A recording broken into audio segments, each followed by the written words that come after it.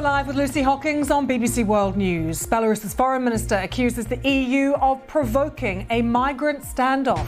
The crisis shows little sign of abating as dozens more migrants try to break across the border into Poland.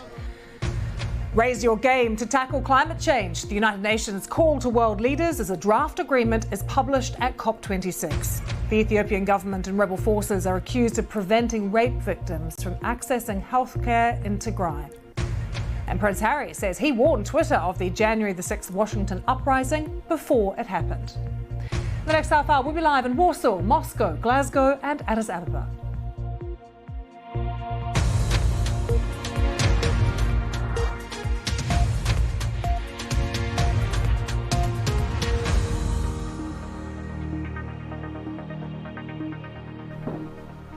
Overnight, the Polish government says migrants have made repeated attempts to enter the country from Belarus. Now, there is no independent verification of how many of them there are, but Warsaw says thousands and blames Belarus of stoking up a crisis by encouraging many more to make their way across their joint land border.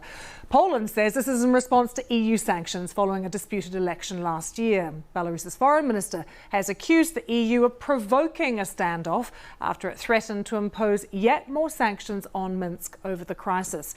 Well, this morning we saw this. It's a meeting between the Russian and Belarus foreign ministers. Here they are in Moscow. The foreign minister Sergei Lavrov accusing the West of an anti-Belarusian campaign. A state of emergency has also come into force in Lithuania. It says it's struggling as well. You can see they share a border with a surge in illegal migration.